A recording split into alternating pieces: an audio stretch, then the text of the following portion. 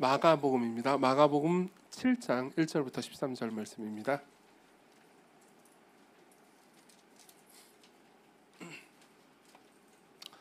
마가복음 7장 1절부터 13절 제가 여러분들 위해서 읽어드리도록 하겠습니다. 하나님의 말씀을 들으십시오. 바리새인들과 또 서기관 중 몇이 예루살렘에 와서 예수께 모여들었다가 그의 제자 중 몇 사람이 부정한 손, 곧 씻지 아니한 손으로 떡 먹는 것을 보았더라. 바리새인들과 모든 유대인들은 장로들의 전통을 지켜 손을 잘 씻지 않고서는 음식을 먹지 아니하며 또 시장에 돌아와서도 물을 뿌리지 않고서는 먹지 아니하며 그 외에도 여러 가지를 지켜오는 것이 있으니 잔과 주발과 놋그릇을 씻음이로라. 이에 바리새인들과 서기관들이 예수께 묻되 어찌하여 당신의 제자들은 장로들의 전통을 준행하지 아니하고 부정한 손으로 떡을 먹나이까? 이르시되 이사야가 너희 외식하는 자에 대하여 잘 예언하였도다. 기록하였으되 이 백성이 입술로는 나를 공경하되 마음은 내게서 멀도다. 사람의 계명으로 교훈을 삼아 가르치니 나를 헛되이 경배하는도다 하였느니라. 너희가 하나님의 계명은 버리고 사람의 전통을 지키느니라. 또 이르시되 너희가 너희 전통을 지키려고 하나님의 계명은 잘 저버리는도다. 모세는 내 부모를 공경하라 하고 또 아버지나 어머니를 모욕하는 자는 죽임을 당하리라 하였거늘 너희는 이르되 사람이 아버지에게나 어머니에게나 말하기를 내가 드려 유익하게 할 것이 고르반 곧 하나님께 드림이 되었다고 하기만 하면 그만이라 하고 자기 아버지나 어머니에게 다시 아무것도 하여 드리기를 허락하지 아니하여 너희가 전한 전통으로 하나님의 말씀을 폐하며 또 이 같은 일을 많이 행하느니라 하시고 아멘. 네, 오늘은 성경에 관한 좀 설교를 하려고 합니다. 미국의 대통령들 중에서 초기 대통령들 중에서 3대 대통령인 토머스 제퍼슨이라는 사람이 있습니다. 이 사람은 뭐 여러 가지로 유명한 사람이기도 하죠. 이 사람은 이런 말을 한 적이 있습니다. 성경에 관해서 이렇게 이야기한 적이 있어요. 성경은 세계의 수많은 여러 사람들을 훌륭하게 만들 수 있다라고 이야기를 했습니다. 좋은 말이죠. 예, 성경은 사람을 훌륭하게 만들 수 있답니다. 여러분들 훌륭해지고 싶지 않습니까? 예. 근데 재밌는 거는요, 토머스 제퍼슨 본인은요 이 말을 정말로 믿었는지 좀 의심스럽습니다. 왜냐하면은요 제퍼슨이 죽고 나서 제퍼슨의 집에서 이제 성경이 한 권 발견됐거든요. 근데 이 책은 토머스 제퍼슨 본인이 신약 성경에 특히 4개의 복음서 있잖아요. 4개의 복음서를 자기가 자기 나름대로 편집한 성경입니다. 그래서 그 책을 The Jefferson Bible이라고 많이 부르죠. 그 책의 안에 있는 내용들은 이제 사복음서의 내용을 하나로 이제 4권이잖아요. 4권을 한 권으로 요약해 놓은 것과 같았고요. 그리고 이제 본인이 생각할 때, 토머스 제퍼슨 본인이 생각할 때, 이거 좀 마음에 안 들거나 혹은 본인이 받아들이기 어려운 내용들 있잖아요. 그런 내용들은 다 뺐습니다. 빼가지고 잘라놓은, 그래서 편집해놓은 책이에요. 우리나라 말로도 번역이 됐고요. 그리고 저는 그 책을 한 권 가지고 있습니다. 그래서 내용이 얇고 그리고 대부분 아는 내용이니까요. 성경이니까 빠르게 읽을 수 있었어요. 재밌는 건 뭐냐면은 토머스 제퍼슨은 뭔가를 첨가한 게 없습니다. 다 뺐어요. 사복음서에 있는 내용을 다 뺐습니다. 그래서 처음에 시작은 이제 예수께서 베들레헴에서 태어나신 것부터 시작합니다. 동정녀 마리아 이런 거 다 없어요. 그러니까 기적적인 내용들을 다 뺐습니다. 그리고 예수께서 기적을 행하시고 뭐 병든 자를 고치시고 귀신을 쫓아내시고 죽은 자를 살리신 거 다 뺍니다. 그리고 예수께서 하신 도덕적인 말들만 모아놓습니다. 특별히 마태복음 5장부터 7장에 있는 산상설교 있잖아요. 산상설교의 내용은 거의 대부분 보존이 되어 있습니다. 근데 그 와중에도 빠진 내용들이 없지는 않는데요. 빠진 내용들은 대부분 이제 하나님의 진노와 심판 혹은 지옥에 관한 내용들입니다. 그러니까 대체로 빠진 내용들을 요약해 보면요, 한편으로는 하나님의 진노 혹은 심판 뭐 이런 것들이 있고요.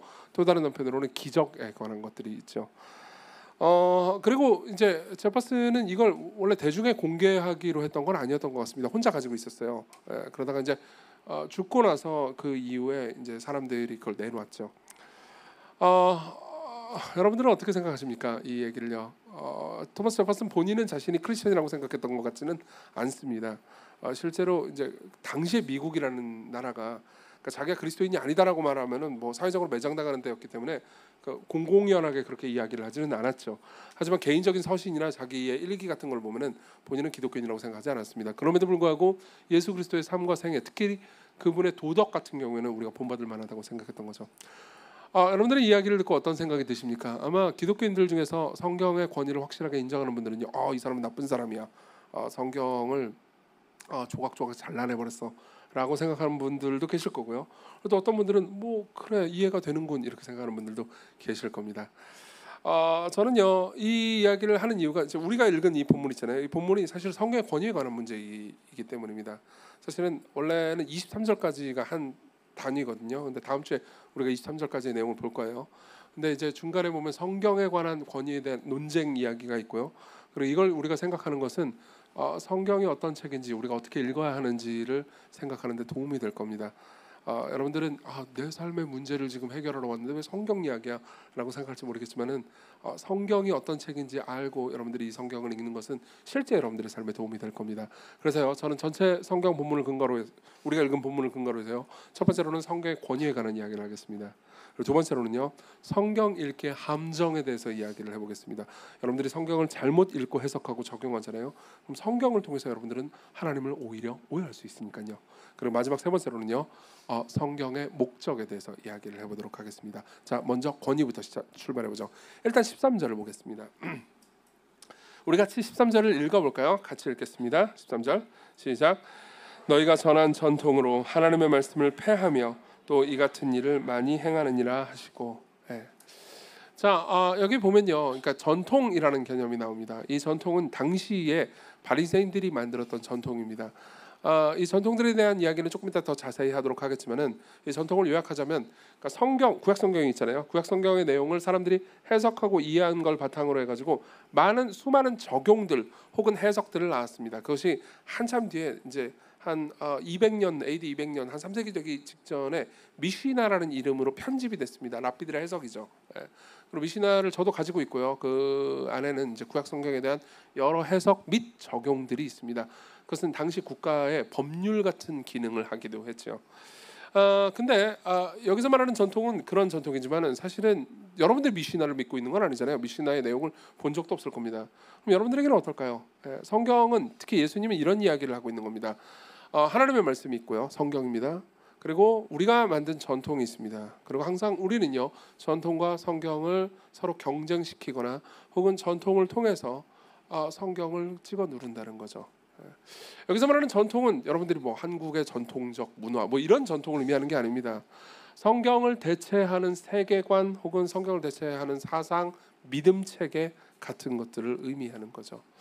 항상 성경은 이런 식입니다. 성경은요 여러분들이 그러니까 비신자라 하더라도 기독교인이 아니라 하더라도요 여러분들이 아무것도 안 믿는 사람은 아니라고 말합니다. 예를 한번 들어볼까요? 제가 뭐 토요일마다 요즘 십계명을 설교하고 있긴 한데요. 십계명에 보면 첫 번째 계명이 있죠. 첫 번째 계명이 뭔지 아십니까? 너는 나 외에 다른 신을 내게 두지 말라. 그렇죠? 이 말은요 여러분들이 이미 어떤 신을 가지고 있다고 전제하는 겁니다. 어떤 사람도 신이 없는 존재는 없습니다. 성경은 이렇게 얘기하는 게 아닙니다. 너희들은 아무도 신을 안 믿는구나. 이제부터 여호와라는 신을 좀 믿어보렴. 이렇게 얘기하는 게 아니에요. 모든 사람들은 사실 자기도 모르게 나름의 신을 가지고 있습니다. 근데 그 모든 신들은 잘못된 신이니 여호와 하나님만 섬겨라. 이렇게 얘기하는 게 1계명의 의미인 거죠. 사실 우리가 읽은 13절의 내용도 마찬가지입니다. 어떤 의미에서 예수께서는요 이렇게 얘기하는 겁니다. 너희들은 성경 말고 수많은 전통들을 가지고 있다. 그리고 그 수많은 전통들을 치워내고 성경을 최고의 권위로 삼으라 라고 이야기를 하는 거죠. 여기 계신 분들 중에서 누군가는 반문하실 겁니다. 아니 나는 기독교인도 아니고 그리고 나는 성경도 믿지 않는데 난 다른 것도 믿지 않는다. 나는 신앙이 있는 사람이 아니야 라고 생각할지 모르겠습니다. 아니요, 그렇지 않아요. 여러분들은 수많은 신앙을 가지고 있고요. 사실 어떤 의미에서 수많은 설교를 듣고 있습니다. 여기 앉아 계신 분들 중에서는 일주일에 한 번 혹은 두 번, 세 번 정도 설교를 들으실 겁니다. 교회를 주기적으로 출석하시는 분들은요. 근데 그렇지 않은 분들이라 하더라도요. 설교를 사실 안 듣는 게 아닙니다. 그리고 기독교인이라서 일주일에 두세 번 정도, 한 번 정도 설교를 듣는 사람이라 하더라도요. 평상시에 삶을 살면서 늘 설교를 듣습니다. 여러분들이 영화를 볼 때도요. 뭐 유튜브에 어떤 뭐 짧은 영상을 볼지라도요. 그 편집을 한 사람과 감독의 의도한 메시지가 있습니다. 그리고 여러분들이 그 메시지에 감동을 받았다면요. 사실 여러분들은 한 편의 설교를 들은 것과 똑같습니다. 그리고 보통 이런 설교는요. 언제 여러분들이 제일 많이 필요로 하는 동시에 많이 듣게 되냐면요. 삶의 전환점이 있을 때입니다. 예컨대 고등학교를 졸업하고 대학교에 들어왔습니다. 여기 계신 분들 중에서 그런 분들 꽤 계시죠? 그죠? 그리고 대학교를 졸업하고 직장에 취직했습니다. 그런 세대가 훨씬 많죠. 우리는.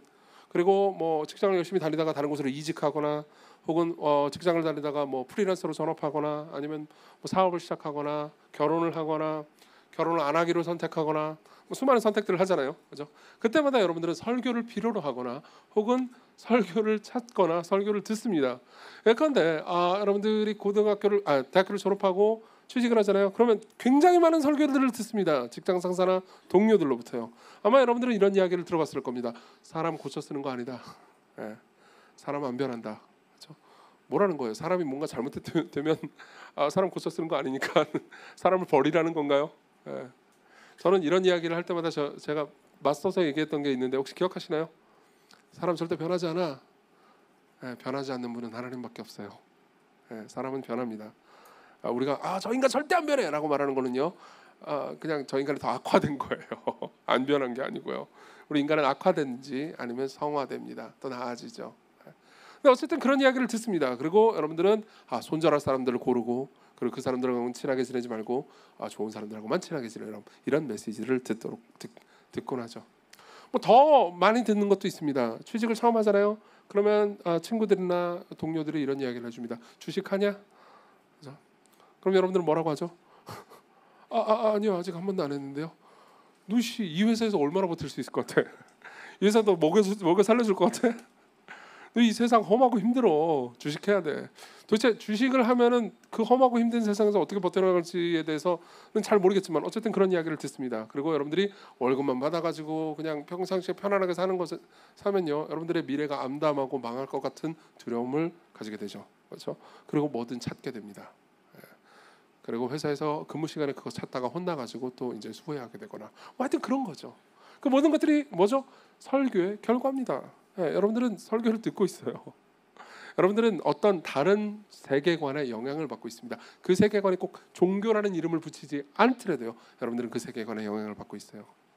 이러한 예를 하나 들어보도록 하겠습니다. 여러분들이 삶에서 고통을 당할 때죠.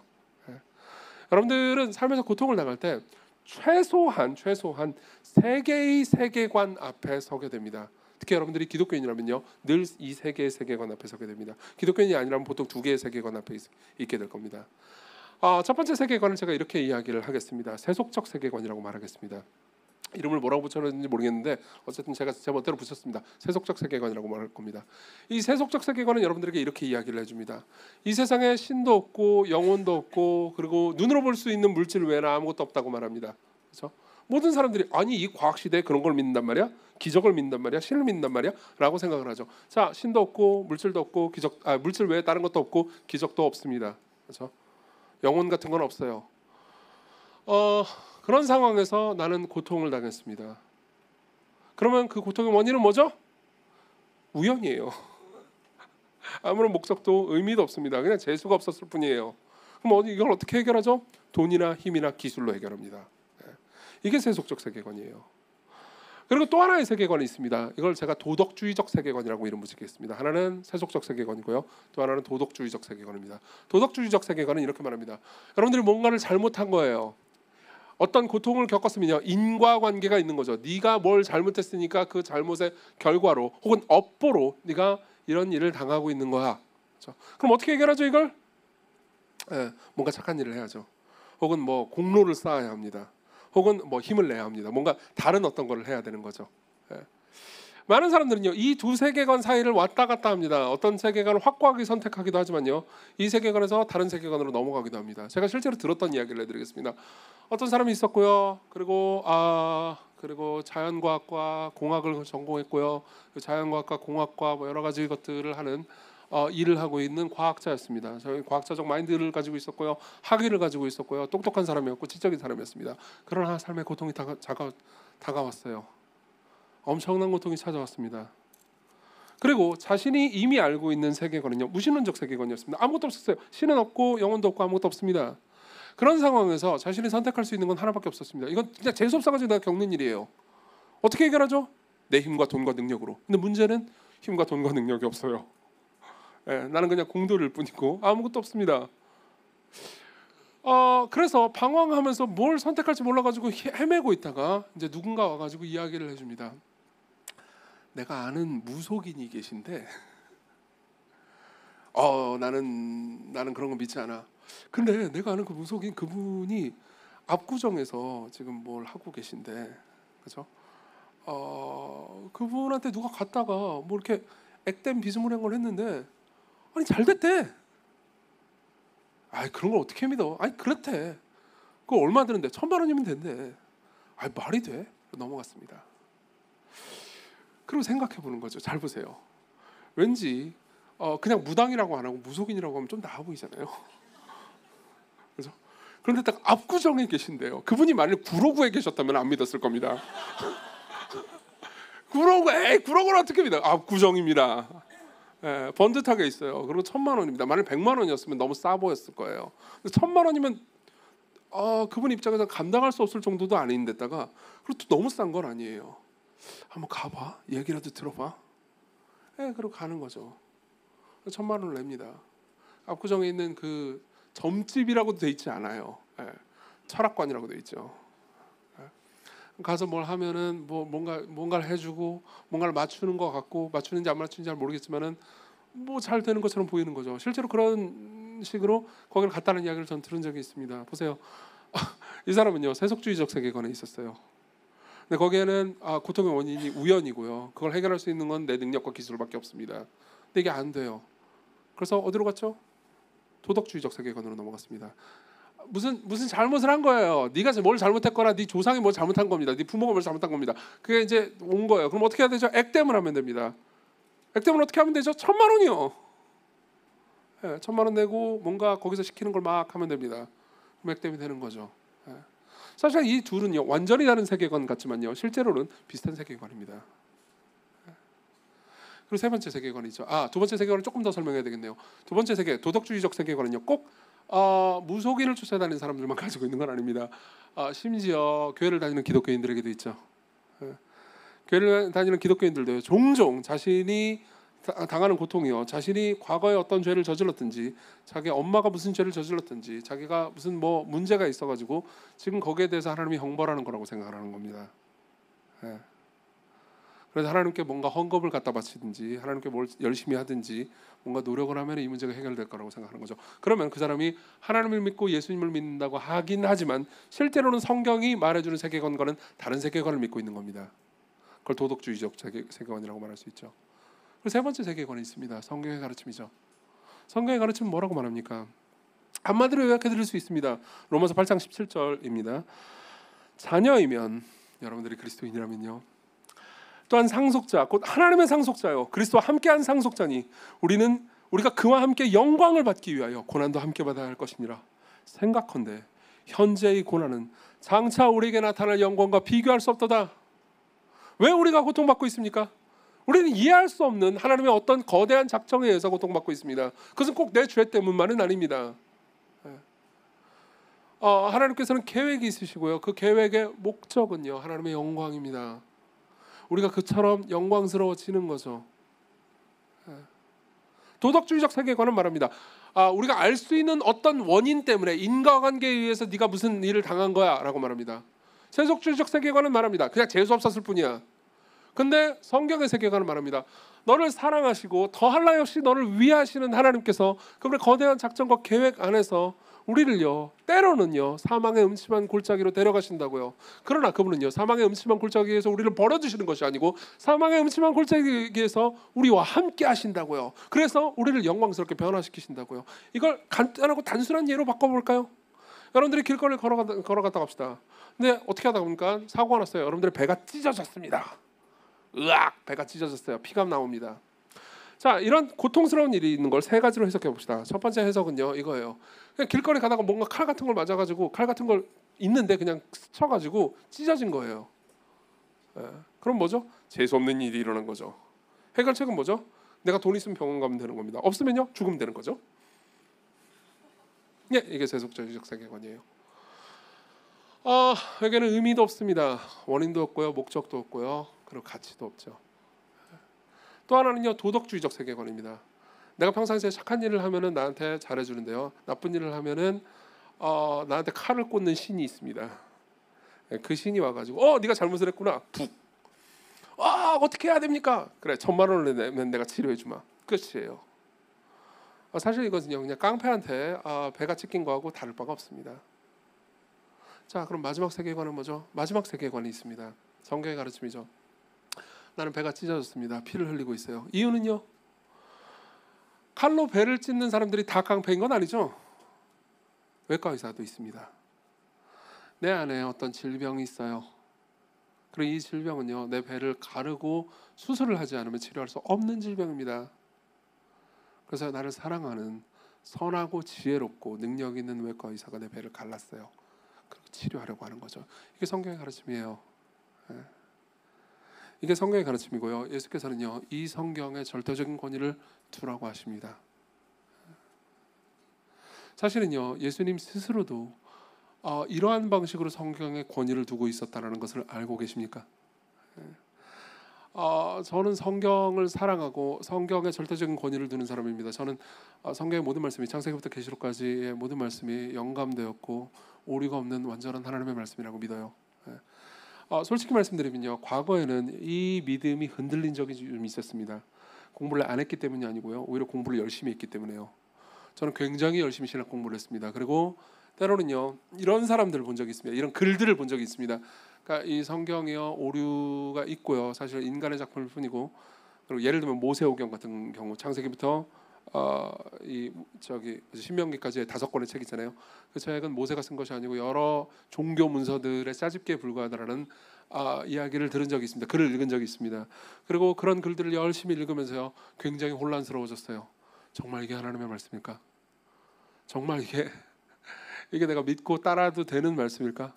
아니면 그냥 종교 문서일 뿐인 걸까? 나는 진리를 어디서 발견할 수 있을까? 굉장히 괴로워했었습니다. 그러다가요 저를 구원해 주신 분이 누군지 아십니까? 예수 그리스도예요. 예수 그리스도예요. 여러분 예수 그리스도가 얼마나 성경을 사랑했는지 아십니까? 네. 진짜 어떤 사람이 뭘 사랑하는 거는요 극한의 위기 가운데서 드러납니다. 예수께서 겟세마네 동산에서 이 잔을 내게서 옮겨달라고 하나님께 간절히 기도하고 나서 하나님께 거절당했을 그때요 하나님께서는 예수님께 답하지 않으셨습니다. 하나님의 응답은 이거였죠. 너는 가서 십자가에 못 박혀 죽어야 한다. 너는 내 진노와 저주를 받아야 한다. 이게 하나님의 답이었어요. 엄청난 고통이었죠. 사실상 예수님은요 나는 성부 하나님께 배신당했어 라고 말할 수도 있었습니다. 그러나 그 다음에 뭘 하는지 아십니까? 자 일어나서요 걸어가려고 하시는데 겟세마네 동산에서 기도를 끝내고 일어나서 걸어가라고 하시는데 대제사장들의 부하들이 옵니다. 자기를 잡아서 죽이려고요. 그리고 옆에 있는 베드로는요 분노해가지고 칼로 그들을 공격해가지고 그들과 대적하려고 합니다. 근데 예수께서 베드로를 제지시키면서 뭐라고 말씀하는지 아십니까? 너는 내가 내 아버지께 구하여 지금 12군단 더 되는 천사를 보내시게 할 수 없는 줄 아느냐? 그러나 내가 만일 그렇게 하면 이런 일이 있으리라 한 성경이 어떻게 이루어지겠느냐 하시더라. 무슨 말일까요? 예수께서 성경을 읽으실 때 구약 성경을 계속해서 살아가면서 읽으실 때요 그분은요 성경 전체를 통해서 자신이 죽어야 한다는 것을 알고 계셨습니다. 구약 성경의 모든 예언은요 하나님의 메시아 하나님의 영원한 아들 예수 그리스도가 자기 백성들의 죄를 대속해서 죽고 부활해야만 우리가 구원받을 수 있다는 것을 말해주고 있었고 예수께서는 그 모든 걸 알고 계셨어요. 그리고 그 극한의 상황에서 예수님은 성경을 믿고 계셨습니다. 절대적인 권위를 두고 계셨어요. 그리고 나서요 예수께서는 십자가로 가시죠. 십자가에 달렸을 그때 그분이 뭐라고 말씀하셨습니까? 그분은요 십자가에서 시편 22편 1절을 인용하십니다. 나의 하나님 어찌하여 나를 버리셨나이까? 그리고 또 시간이 지나서 시편 31편 5절을 인용하십니다. 다 이루었다. 내 영혼을 주의 손에 맡기나이다. 무슨 말이죠? 여러분 이렇게 살에다가 칼을 대가지고 살을 그으면 어떻게 되죠? 피가 흘러나올 겁니다.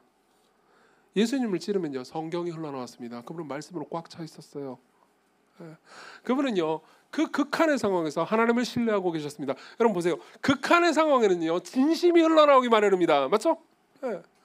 지금 저는요 여러분들에게 좋은 말만 하고 있습니다. 그렇죠? 왜 그럴까요? 지금 여러분들이 예배하러 왔고요. 대부분은 예배하러 왔고 기독교인이 아니라도 뭐든 성경에 대한 좋은 말씀 들으러 오셨잖아요. 저는 여기에 섰습니다. 제가 여기서 진짜 신앙이 없는 모습이 있다 하더라도 그런 모습이 좀 있을 겁니다. 여기서 제가 그런 모습을 드러낼 수 있을까요?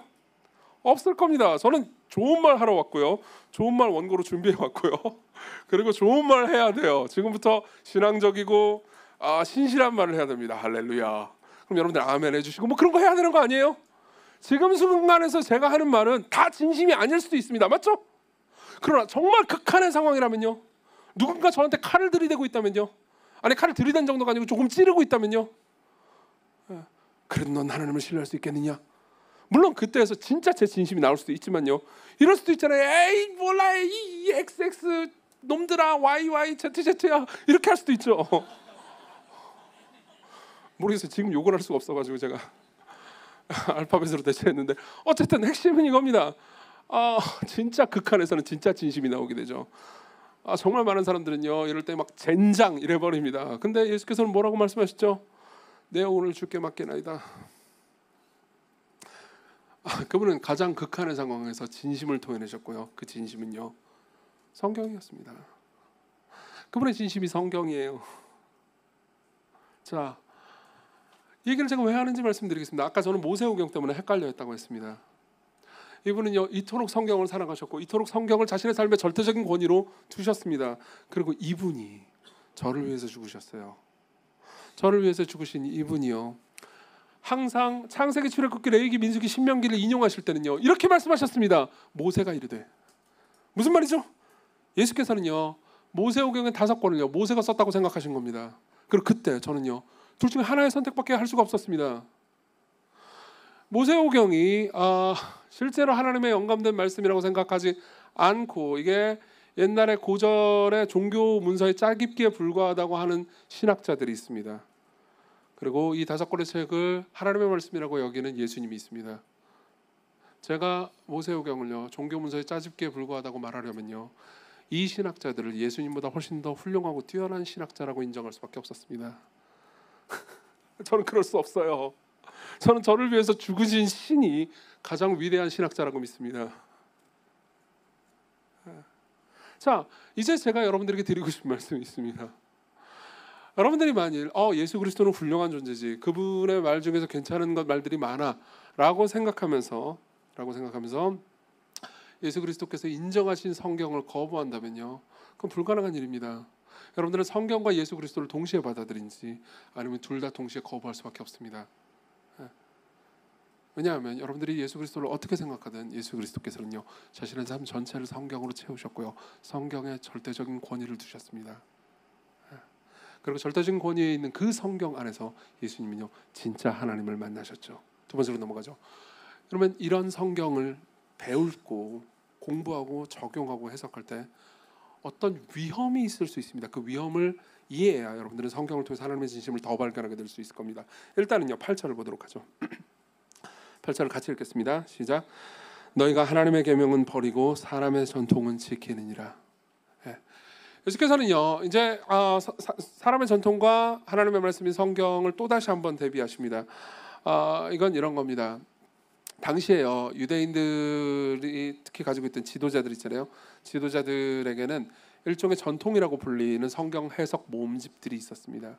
그리고 예수께서는요 그 성경 해석을요 성경보다 더 중요하게 여기는 당시의 종교 지도자들을 꾸짖으신 거죠. 1절부터의 내용을 보면요 예루살렘에서 어떤 종교 지도자들이 옵니다. 예수께서는 주로 이 이스라엘 북부에서 활동을 하셨거든요.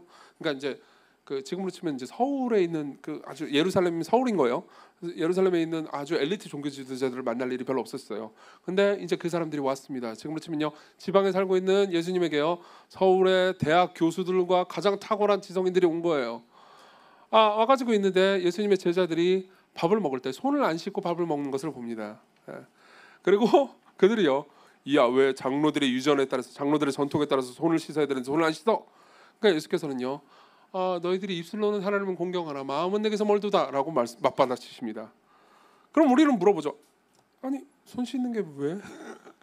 손 좀 씻지 그래. 이런 생각이 들 수 있죠. 여러분 오해하지 마십시오. 이건 위생에 관한 이야기가 아닙니다. 예수께서는 밥 먹을 때 절대 손을 씻지 말렴 이렇게 얘기하는 게 아니에요. 이건 당시의 정결법에 관한 겁니다. 성경에 보면요 레위기에 보면요 정결법 중에 이런 게 있습니다. 어떤 한 제사장이요 성전에 들어갈 때는요 항상 하나님 앞에서 손을 씻고 그 다음 성전에 들어갔어야 됐습니다. 왜 그랬을까요? 손이 더러워서요? 바이러스가 묻어있을까 봐요? 아니요, 그렇지 않았습니다. 이런 거였어요. 손을 씻는 것은요, 일종의 상징적 행동이었습니다. 하나님 앞에 나아갈 때, 그 절대적이고 거룩한 분 앞에 나아갈 때 나는 항상 손을 씻어야 합니다. 그렇지 않으면 나는 그분 앞에 나아갈 수 없습니다. 이건 뭘 상징하죠? 손을 계속해서 씻기게 함으로써요, 내가 죄인이고 내가 씻김 받을 필요가 있는 존재라는 것을 가르쳐주기 위해서였죠. 근데 당시의 장로들, 당시의 종교적인 엘리트들은요, 이 성경을요 해석하고 적용할 때 많은 사람들에게 적용을 했습니다. 그리고 너희들도 모두 씻어야 된다. 그리고 너희들 모두 밥 먹기 전에도 씻어야 된다. 잠깐만요, 여기서는 성경을 뭐 선하죠? 그리고 그 이유는요, 위생이 아니었습니다. 이런 거였죠. 저기 우리가 돌아다니다 보면 이방인들 많이 보잖아. 근데 그 이방인들은 더러운 놈들이잖아. 그리고 더러운 이방인들을 만났으면 너희들이 더럽혀진 거야. 그러니까 손을 씻어야지. 이런 거였어요. 그리고 손을 씻는 그 방식도요, 기괴하기 이를 데가 없었습니다. 사실 이 본문에 보면요, 그렇게 자세하게 기록되어 있지는 않지만 당시에 손을 씻는 방식의 법 같은 것들이 기록된 문서들이 꽤 많습니다. 그리고 1세기에 마가복음을 읽던 사람들은 그 기괴한 방식을 다 알고 있었죠. 모든 사람들이 손을 씻을 때는요, 정결례 방법을 손을 씻을 때는요, 제한적인 양의 물만 주었습니다. 조그마한 종지 같은 곳에 물을 조금만 줘요. 그리고 물을 조금 따를 때 손을 막 어떻게든 해가지고 이거를 다 묻힌 다음에 손을 씻은 다음에 손목까지 다 씻어야 유효였어요. 손목까지 못 씻잖아요? 그럼 망한 거죠. 밥 먹으면 안 돼요. 무슨 말인지 이해되세요? 네. 이게 생각해 보세요. 지금 뭐 이렇게 자매들 손 다 조그만하잖아요. 자매들 조그만한 손은 요만한 걸로 다 했겠지만 저는 보세요. 지금 이걸 어떻게 씻냐고요. 이걸 손목까지 씻어요?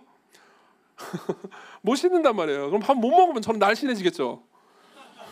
이게 무슨 망발이에요. 안 그래요? 네, 그런 방식이었어요. 뭔가 기괴한 방식이었죠. 이런 방식으로, 그러니까 내가 정결해지는 방식을 이렇게 힘들게 정결해졌으니까 나는 너희들보다 더 나아라고 주장하는 방식이었죠. 이상한 방식의 왜곡이었습니다. 네. 그리고 또 하나의 예를 더 드십니다. 그 예는요, 저기 나옵니다. 9절부터 13절에 보면 나옵니다. 9절부터 보면요, 또 이르시되 너희가 너희 전통을 지키려고 하나님의 계명을 저버리는도다. 모세는 네 부모를 공경하라고 또 아버지나 어머니를 모욕하는 자는 죽임을 당하라 하였거늘 너희는 이르되 사람이 아버지에게나 어머니에게나 말하기를 내가 드려 유익하게 할 것이 고르반 곧 하나님께 드리김이 되었다고 하기만 하면 그만이라 하고. 자, 설명해 드리겠습니다. 이런 게 있었습니다. 당연히 성경의 가르침에 따르면요, 다섯 번째 계명은 내 부모를 공경하라입니다. 이 말은 여러 가지 함의를 가지고 있긴 하지만요, 제일 중요한 건 이런 거였습니다. 나이가 들고 쇠약해지면 더 이상 일을 할 수가 없죠. 그리고 아프면 자손 세대한테 짐이 되겠죠. 그렇죠? 그럼 어떻게 해야 합니까? 어떻게 하긴요, 잘 모셔야죠. 네, 자녀들이 병도 치료해주고 사랑해주고 잘 모셔야 됩니다. 당연한 거였죠. 근데 여러분, 옛날에 우리나라에 고려장 같은 거 있다는 거 아시죠? 그렇죠? 그 뭐 늙고 이제 병든 사람들을 이제 버리는 거죠. 네, 사회적인 약자들을 계속해서 배제시키는 겁니다. 그리고 사회적 비용을 감소시키는 제도였죠. 네, 이게 꼭 우리나라에만 있었을 것 같습니까? 아니죠. 당연히 외국에도 있었습니다. 예, 그때 고대 근동에도 있었고요. 그리고 하나님께서 5계명을 주신 이유는요, 절대 그런 일을 하지 말라. 사회적인 약자들을 배제하지 말라. 아프고 늙은 사람들을 버리지 말라라고 말씀하시는 거기도 했어요. 자, 근데 어떤 사람이 돈을 벌었습니다. 중년이 됐어요. 꽤나 이제 힘이 생겼습니다. 그러면요, 우리 늙은 그리고 병든 할머니, 이제 우리 아버지 어머니를 모셔야 될 거 아니에요.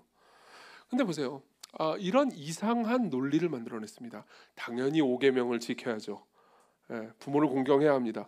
그러나 제가 가지고 있는 모든 돈을 생각해 보는 거죠. 자, 부모가 공경받을 대상이긴 하지만 그래도 하나님이 부모보다 더 높잖아요. 그렇죠? 하나님 아무리 부모가 중요해도 하나님보다 높진 않지. 그리고 가지고 있는 모든 돈을요, 하나님께 드리는 겁니다. 좋아요. 네. 그때 하는 말이 이겁니다. 고르반. 네. 드린 바 되었습니다. 히브리어죠. 근데 이런 제도가 있었어요. 하나님께 다 드리는 제도가. 근데 문제는 뭐냐면 이 제도가 하나님께 다 드린다라는 거는 정해져 있지만 언제까지 드려야 된다가 정해져 있지 않아요. 무슨 말인지 이해되죠? 예. 여러분들이 예를 들면 건축 헌금을 꼭 하겠습니다. 얼마요? 100만 원을 하겠습니다. 예를 들면 그렇다고 합시다. 근데 언제까지 정해놓지 않아요. 그래가지고 한 20년 후에 낸다고 합시다. 그러면 뭐죠? 사실상 안 낸 거랑 똑같은 거잖아요. 예를 들자면 그렇다는 겁니다. 그거랑 똑같았어요. 주께 모든 걸 드리겠습니다. 그래서 내 재산을 다 바치겠어요.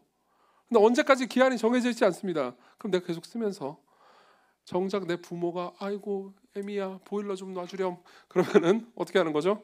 안 주는 겁니다. 주께 다 드렸는데요. 이런 악습이 존재했습니다. 그리고 그 과정 중에서 자기들 마음껏 썼던 거죠. 예수께서는 이 두 가지 예를 드시면서 분노하십니다.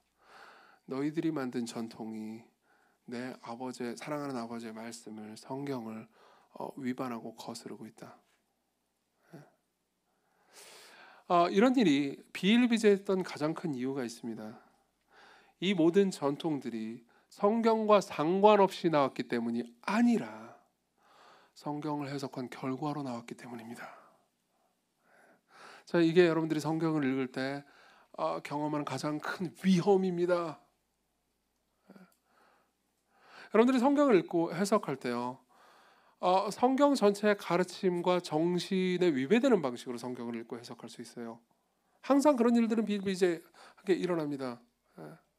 우리가 성경을 읽을 때 항상 성경을 통해서 내가 누구이며 하나님 앞에 어떤 부족한 존재인지를 깨닫는 방식으로 성경을 읽어야 합니다. 저도 그렇게 읽어야 돼요. 제가 성경을 읽을 때 이 죄인들, 이 시원교회 죄인들, 나쁜 놈들 어떻게 변화시킬 수 있을까? 이런 식으로만 성경을 읽잖아요. 그럼 성경을 읽고 항상 여러분들한테만 적용하고 저한테 적용하지 않을 겁니다. 그럼 제 영혼이 망하겠죠. 그렇죠? 우리 모두는요, 하나님의 말씀을 나에게 적용할 수 있어야 됩니다. 근데 당시에요, 손 씻는 것을, 그렇죠? 매번 해라라고 말한 거는요, 사실상 하나님의 말씀을 자기에게 적용하기 위해서가 아니었습니다.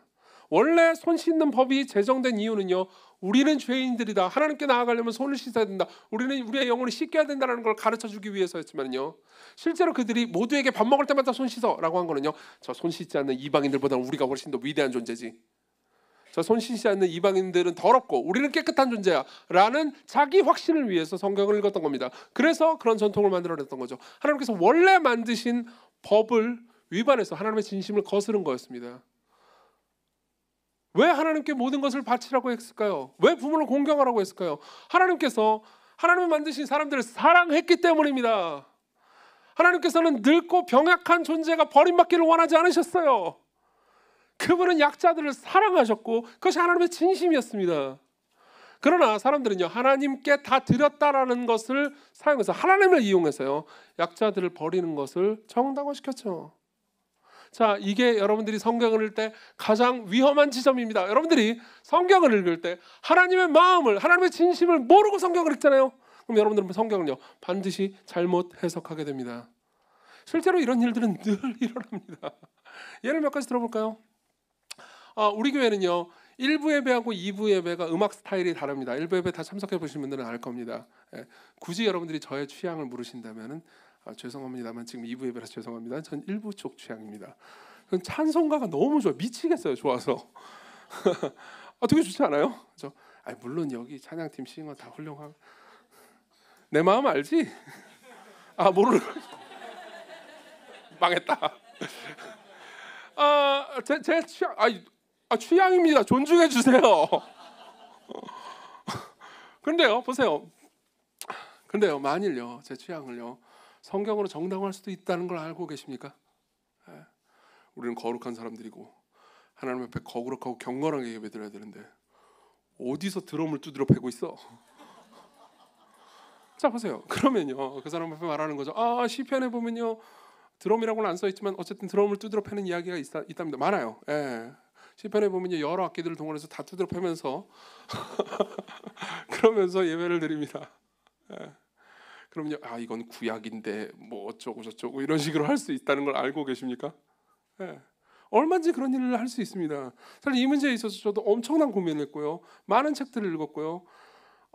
대부분의 경우에, 그러니까 사람들이, 그리고 목회자들이요, 자신의 음악적 취향이나 혹은 자신의 엄숙주의를 정당화하기 위해서 찬양을 얼마든지, 음악을 얼마든지 이용할 수 있다라는 것을 알게 됐습니다. 여러분들도 그렇게 될 수 있어요.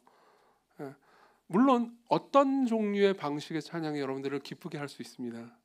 그렇지만 다른 방식의 찬양의 종류를 정죄하는 데까지 가잖아요. 그럼 여러분들은요, 성경을요, 자기를 정당화하기 위해서 읽고 있는 겁니다. 심각한 방식은 이럴 수도 있습니다. 이건 진짜로 제가 들었던 이야기입니다. 이 예화가 다른 교회와 다른 누군가의 목회자를 비판하게 돼서 저도 그렇게 좋은 예화는 아닙니다. 그렇지만 도움이 되는 예화일 것 같습니다. 저는 어떤 목회자가 물론 과거의 일이긴 합니다. 어떤 목회자가 그러니까 교회 성도들이요 개인적으로 사적으로 따로 만나가지고 교제하는 것을 교회 전체에 금지시킨 목회자가 있다는 이야기를 들은 적이 있습니다. 전체 따로 만나면 안 돼요. 여러분들 따로 만나서 밥 먹고 그러면 안 돼요. 교회 와가지고 예배만 드리고 이거 한번 해볼까? 이거 한번 해보면 우리 교회 사람들은 말을 잘 안 들으니까는 더 많이 만나가지고 연애도 많이 하고 그러지 않을까요? 여러분 제 목표 목회 목표 중에 하나가 그거 아시죠? 청년부를 없애는 거. 다 결혼해가지고 그만할게요. 시간 넘는데 보세요. 저는 놀랐어요. 그게 가능하다고? 아니 그걸 어떻게 통제할 수도 없고 어떻게 밖에서 만나는 거 어떻게 다 금지하지? 그리고 밖에서 만나서 같이 교제도 하고 그러면 연애도 하고 좋지 않나? 근데요 사실 뭐 여러 가지 다른 이유들이 있었지만요 그 목회자의 통제 욕구 때문에 그런 일이 일어났던 거예요. 왜냐하면 보통 교회 밖에서 여러분들끼리 만나면은 뭐 이런저런 얘기하다가 보면은 얘기거리가 떨어지면 무슨 얘기예요? 여러분들이 공통적으로 알고 있는 사람 이야기를 하잖아요. 여러분들이 공통적으로 알고 있는 사람이 누구죠? 제 뒷담화하면 재밌잖아요. 솔직히 재밌잖아. 저도 알아요. 제 월급값에 포함되어 있다고 생각해요. 근데 월급이 그러기엔 좀 짜. 근데 어쨌든 무슨 얘기하는 거지 지금? 다 농담으로 받아들여주세요. 그 모든 것들을 하고 싶지 않았던 거죠. 통제하고 싶었던 거죠. 근데 거기까지는 뭐 그렇다 칩시다. 그 사람의 연약함이라고 볼 수 있죠. 놀라운 거는요. 그 이후에 저는 그걸 정당화하기 위해서 성경 구절 몇 개를 들이댔다는 이야기를 들었습니다. 자, 제가 이 이야기를 하는 이유는 이렇습니다. 저는 그분을 비판하거나 우리 교회는 낫다라는 얘기를 하고 싶은 게 아니에요. 결국 우리도 얼마든지 똑같을 수 있다는 겁니다. 보세요. 여러분들이 그렇게까지 비상식적으로 살거나 생각하거나 행동하진 않겠죠. 하지만 여러분들이 성경을 읽을 때요. 여러분들이 생각할 때 불편하거나 마음에 들지 않는 부분을요. 그냥 넘겨버린다면 여러분들이 생각할 때 이건 내가 당장 받아들이기 어렵다고 생각하는 부분들을 계속해서 치워놓는다면요. 혹은 여러분들이 유리한 방식으로 해석해서 적용하잖아요. 그럼요. 여러분들은 토마스 제퍼슨과 다를 게 없습니다. 사실 토마스 제퍼슨이 더 부지런하게라도 한 거예요. 어쨌든 그는 가위라도 들었으니까요. 우리는요 마음속으로 삭제 이렇게 해버릴 수 있습니다. 여러분 성경은요 하나님이 어떤 분이신지를 말해주고 있습니다. 그리고 여러분들이요 성경의 일부를 삭제하잖아요. 그럼 여러분들은 하나님의 진심을 발견할 수 없게 돼요. 하나님의 진심을 발견할 수 없게 됩니다. 제일 많은 사람들이 불편해하는 지점은 이겁니다. 하나는 기적이고요. 하나는 하나님의 진노죠. 여러분 이 두 개를 빼면요 우리에게 희망이 사라진다는 걸 알고 계십니까? 여러분 성경에 보면요 수많은 기적들이 있습니다. 어떤 분들은 이 기적이 불편하실 겁니다. 그러나 제가 이런 말씀을 드리죠. 성경에 보면요 성경의 모든 기적은요 초자연적인 현상이 아닙니다. 오히려 자연적인 현상입니다. 왜 그러냐고요? 하나님께서 태초에 세상을 만드실 때요 그분은 질병도 없고 사망도 없고 고통도 미움도 시기도 질투도 없는 완벽하고 아름다운 세상을 만드셨습니다. 그리고 죄가 들어왔죠. 그리고 질병과 사망과 분노와 증오와 귀신 들림과 온갖 고통이 세상에 들어왔습니다. 다시 말하면 원래 아름답고 자연적인 세상이요 죄로 인해서 망가져서 자연 이하로 타락한 거죠. 그때 그리스도께서 오십니다. 전능하신 분께서 오세요. 그리고 사람들을 고치십니다. 병든 자를 고치시고 죄인들을 용서해 주시고 귀신을 쫓아내십니다. 죽은 사람을 살리세요. 무슨 일이 벌어진 거죠? 자연적인 일이 일어난 겁니다. 자연적인 일이 일어난 거예요. 원래 하나님께서 만드시고 디자인하셨던 그 세상이 그분의 침입으로 인해서 벌어지고 있는 거예요. 그건 여러분들에게 어떤 희망을 주죠? 우리 모두가 그분의 은혜로 그분의 죽음과 부활로 진짜 자연으로 돌아갈 수 있으리라는 희망을 줍니다. 여러분 질병은 영원하지 않을 겁니다. 사망은 영원하지 않을 겁니다. 고통은 영원하지 않을 겁니다. 미움과 다툼과 시기와 질투와 교만도 영원하지 않을 거예요. 우리에게는 진짜 자연이 있습니다. 영원한 미래가 있죠. 예수 그리스도의 기적은요 이 모든 진짜 자연이 우리에게 펼쳐질 거라는 것 죄와 사망으로 타락하고 일그러진 이 세상은요, 진짜 자연이 아니라는 것을 우리에게 말해줍니다. 여러분들이 기적을 부인하잖아요. 그럼 여러분들이 진짜 자연도 부인하게 됩니다. 여러분들 앞에는 절망밖에 없어요. 또 하나가 있어요. 하나님의 진노입니다. 우리는 하나님의 진노에 대해서 불편해하고 싫어합니다. 토마스 제퍼슨도요, 하나님의 진노와 지옥에 관한 모든 성경 구절들을 다 삭제했죠. 그러나 제가 여러분들에게 이런 말씀을 드리죠. 여러분들이 하나님의 진노를 믿을 때 죄와 악과 고통에 대해서 분노하시는 하나님을 만나게 됩니다. 그리고 피해자의 울음소리와 고통스러운 억울한 외침에 대해서 듣고 그 피해자들을 긍휼히 여기시는 하나님을 만나게 되죠. 여러분들은 피해자의 울음소리를 외면하는 신을 원합니까? 그럼 폭력 배신을 원합니까? 아니요, 그렇지 않을 겁니다. 성경은 우리가 진노를 받아야 된다고 말하는데요. 예, 맞습니다. 우리가 죄인이기 때문에 우리가 하나님의 진노와 저주를 받아야 되죠. 그러나 여러분, 십자가를 보십시오. 십자가에 보면요, 죄가 하나도 없는데도 불구하고 억울하게 우리가 받아야 되는 진노와 저주를 대신 받아서 하나님께 버림받은 신이 있습니다. 여러분들이 하나님의 진노를 성경에서 삭제하잖아요. 그럼 여러분들이 십자가를 설명할 수 없게 됩니다. 여러분들이 기적을 성경에서 삭제하잖아요. 그럼 여러분들은 진짜 자연을 희망할 수 없게 됩니다. 이와 같이 여러분들이 성경에서 삭제하고 싶은 부분들, 다른 여러 가지 것들이 있을 겁니다. 그죠? 아내가 남편에게 순종하라고 삭제. 남편이 예수님을 위해서 아내처럼 목숨을 바쳐 삭제. 말고도 많잖아요. 여러분, 이 모든 것들을 당장 받아들이기 어렵다는 걸 제가 이해하지 못하는 건 아닙니다. 설명해 드릴 수 있고요. 설명해 드릴 거예요. 이건 굴종하라는 내용들이 아니니까요. 그러나 여러분들이 이 모든 걸 삭제하면요, 여러분들은요, 하나님의 진심을 볼 수 없어요. 진짜 하나님을 볼 수 없습니다. 여러분들은 여러분들이 창조한 신을 보게 되죠. 마지막으로 넘어갑니다. 그러면 그 목적이 뭐죠? 성경의 목적은 뭡니까? 6절 7절을 같이 읽어보겠습니다. 6절 7절입니다. 시작. 이르시되 이사야가 너희 외식하는 자에 대해서 잘 예언하였도다. 기록하였을 때 이 백성이 입술로는 나를 공경하되 마음은 내게서 멀도다. 사람의 계명으로 교훈을 삼아 가르치니 나를 헛되이 경배하는도다. 자, 보세요. 이게 무슨 말인지 설명해 드릴게요. 예수께서 성경을 통해서 보여주시는, 하나님께서 성경을 통해서 보여주시는 것이 하나님의 진심이라면요, 그분이 우리에게 요구하는 것도 우리의 마음입니다. 그냥 예배 의식에 참여하는 것을 의미하는 게 아니에요. 그분은요, 여러분들의 마음을 원하십니다. 여러분, 어떻게 성경을 순종할 수 있는지 아십니까? 성경의 목적은요, 그분의 진심을 보여주는 거예요. 그리고 우리의 문제를 보여주는 거죠. 그리고 우리가 성경을 통해서 우리의 문제와 그분의 진심을 보게 되잖아요. 그럼 우리는 그분께 우리의 마음을 드릴 수 있습니다. 그분과 진짜 교제할 수 있는 거죠. 어떻게 하나님께 순종할 수 있을까요? 예수님이 이렇게 말씀하셨습니다. 너희가, 잘 들어보세요, 너희가 나를 사랑하면 나의 계명을 지키리라. 저는 옛날에 이렇게 생각했습니다. 예수님께서 우리를 혼내는구나. 네가 불순종하는 거 보니까 너 나를 안 사랑하는구나. 저는 이렇게 들었어요. 그러나 옛날에 요한복음을요, 철저하게 연구하면서 문맥상 그런 의미가 아니라는 것을 알게 됐습니다.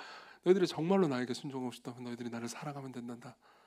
진짜 너희들이 나를 사랑한다면, 너희들이 나의 사랑을 안다면 너희들은 나에게 순종할 수 있단다. 예, 맞아요. 우리는요, 우리가 사랑하는 대상에 나를 맞추려고 합니다. 사랑에 빠지잖아요. 그럼 뭘 알기를 원하죠?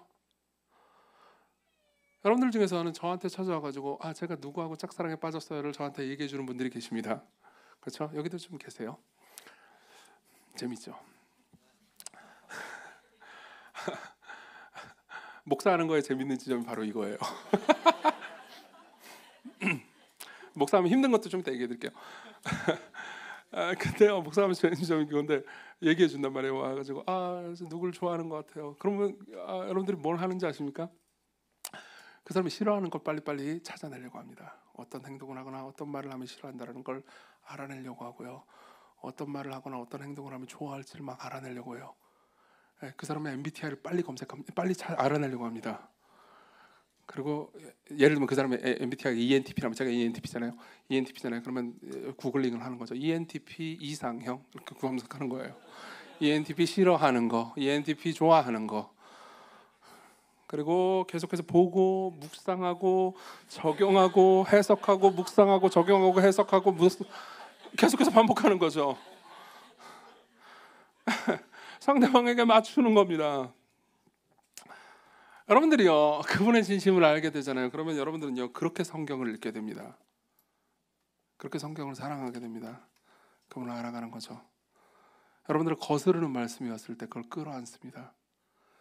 여러분들을 거스르는 말씀이 왔을 때 그걸 찢어내는 게 아니고요. 목사가 돼서 나쁜 거 하나만 얘기하고 끝내겠습니다. 나쁜 게 있어요. 여러분들의 재미있는 비밀 이야기도 빨리 들을 수 있지만 저는 또 똥촉이라서 빨리 못 알아채거든요. 그러니까 말을 해줘야 알아요. 여러분들의 고통스러운 이야기도 가장 먼저 듣는다는 거죠. 목회를 하고 교회가 커지면서 뭐 좋은 점도 있지만 힘든 점도 있습니다. 교회가 커지면요, 사람들의 고통을 거의 매일 듣게 됩니다. 매일 듣게 돼요. 어떤 사람이 어떤 일을 겪는지, 뭐 헤어졌어요. 그 사람한테 버림받았어요. 네. 혹은 더 큰 고통, 장년들과 얘기를 나누다 보면 더 큰 고통을 만나게 되죠. 질병에 걸리고요. 그리고 재산상의 엄청난 손해를 보고요. 살아가는 사람의 죽음, 그리고 삶에서 겪는 배신, 이런 것들을 계속해서 매일같이 듣게 됩니다. 거의 하루도 듣지 않는 날이 없는 것 같아요. 그럼 슬퍼해야 하고 진짜 슬픕니다.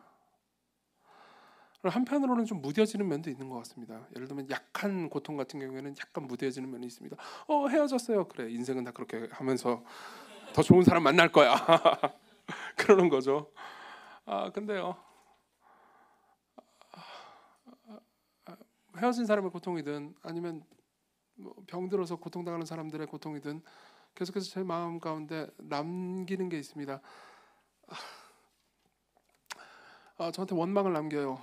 이렇게 되는 거죠. 나는 이 사람들을 사랑하고 나는 하나님도 사랑하지만 왜 하나님께서는요, 이 사람들이 원하는 좋은 걸 주시지 않습니까? 왜 고통을 주시죠? 그때마다 겟세마네에서 기도하는 예수님의 심정을 조금이라도 알 것 같습니다. 하나님은 대답이 없으세요. 그러면요, 하나님께 원망이 들죠. 그때마다 제가 뭘 바라보는지 아십니까? 결국 저는 십자가를 바라볼 수밖에 없습니다. 왜요? 십자가 없이는 이 어떤 것도 해석되지 않기 때문입니다. 존 스토트의 말을 읽어드리죠. 십자가가 아니었다면 저는 결코 하나님을 믿지 않았을 겁니다. 제가 믿는 유일한 신은 니체가 십자가에 달린 신이라고 조롱했던 바로 그분이십니다. 고통스러운 이 현실 세계에서 어떻게 고통을 한 번도 받아보지도 않은 신을 예배할 수 있겠습니까? 존 스토트의 말은 뭐죠? 나는 그런 신을 예배할 수 없습니다. 그러나 나는 예수 그리스도를 예배할 수 있습니다. 왜요? 그분은 고통을 아시니까요. 여러분, 그리스도를 보십시오. 거기에 하나님의 진심이 있습니다.